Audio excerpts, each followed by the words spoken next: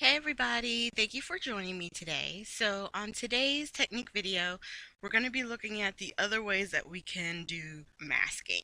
And I'm going to be inking up these Altenew butterflies using archival ink, and then we're going to use the Molotow pen, and then I also have some Frisket that we're going to uh, use for our,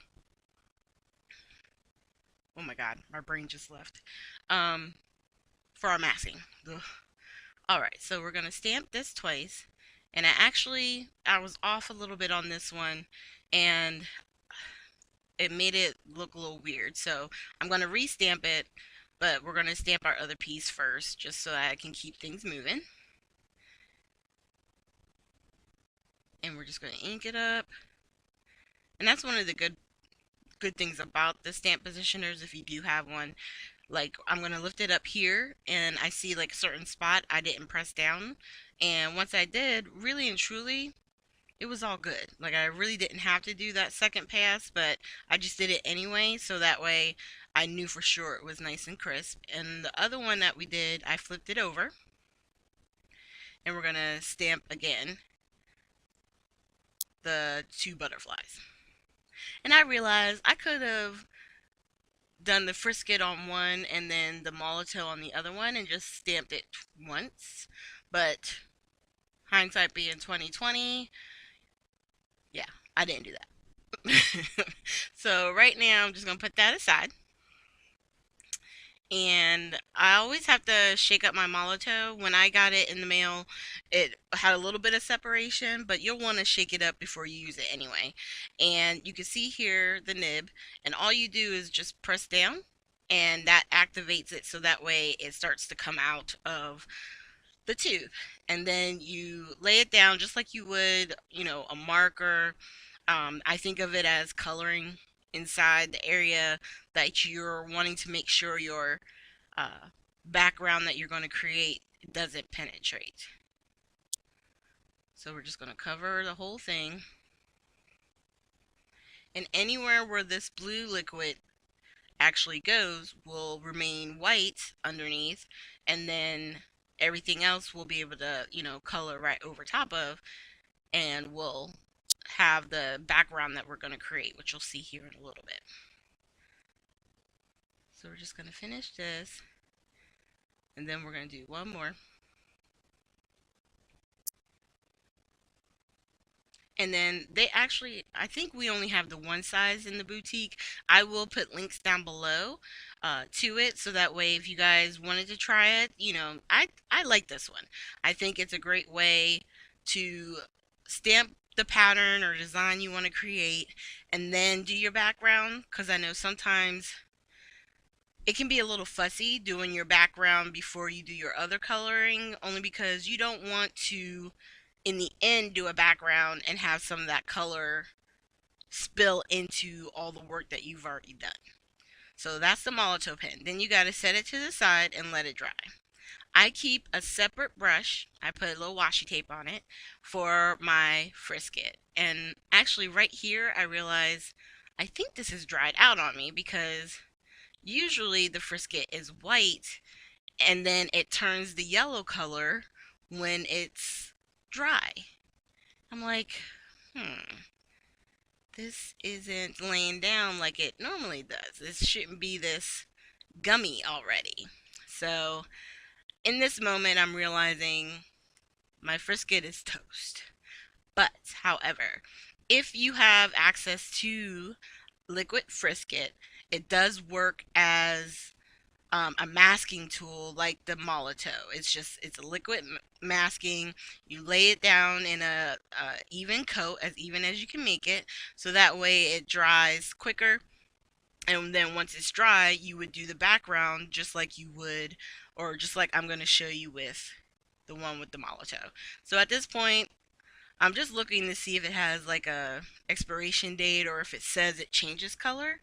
Because I want to say that's how you know it's dry, is it goes to that tan color. But I'm just going to wind up throwing out that and the brush and calling it a day. If you do get some, just make sure you keep whatever brush you use for it separate because you don't want to wind up damaging your good brushes. Okay, so now that it's dry, I'm just going to put down a couple of Distress Oxides. I grabbed the Cracked Pistachio, Faded Jeans, and Broken China. And I'm just going to use my water brush to go ahead and start laying down some of our color for the background. And I just wanted a little hint of green down here on the bottom. And that's what I like about the distress inks in general. Depending on how much water you add, you can make a real soft background, or you can, add obviously more color and less water and make it a little bit more intense. So that's what I do here. I just added a little bit more water just to kind of thin it out and not make such a harsh line. I wanted it to kind of blend a little bit more. And then I'm also going to bring it down into the green area. Just to kind of, like I said, blend it in and give it less of a very harsh line in between the colors. And then with the darker color, the Faded Jeans up at the top, I wanted to make sure that the very top had the darkest line. And then I'm just going to put a little bit more of the lighter color going down. And then once I have it on the way that I like, once again, I'm also going to grab that little bit of blue in the middle to make sure, like I said before with the green, that there's a nice even coloring and you don't get that sharp line. I wanted a very soft, just, traveling from the one color to the other. So there you can see that color because I did keep it as light as I could. Now this one, I know it technically wasn't working fully the way that it was supposed to, but I just wanted to show you. So I'm just going to grab and mix up a whole bunch of color and color right over top of what's there. Not really waiting for it to dry.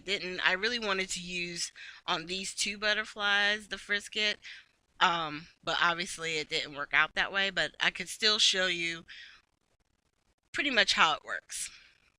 And then just so I didn't waste any of the coloring, I'm just smushing some of that color onto the other butterfly and trying to blend it out. No rhyme or reason. Just using up the ink that's on the little palette that I have to the side. And we'll write that down and we'll put that to the side.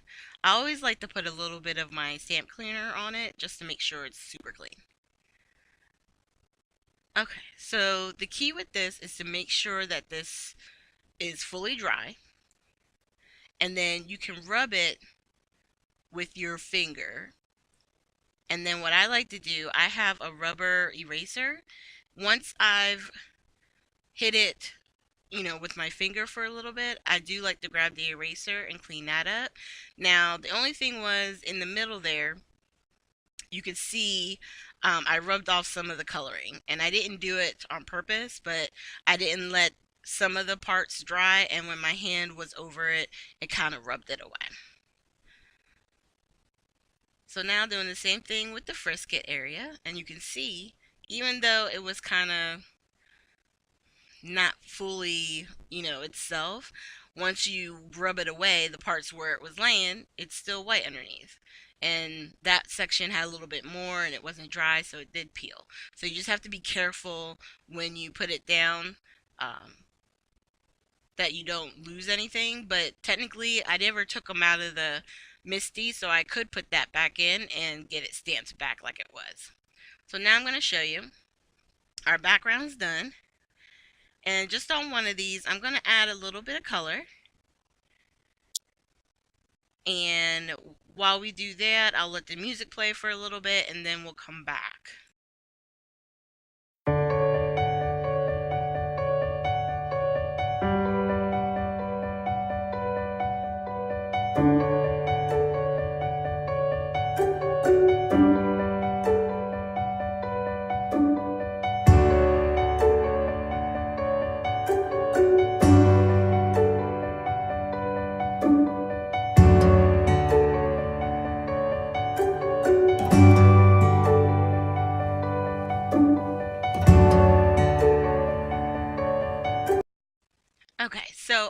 camera.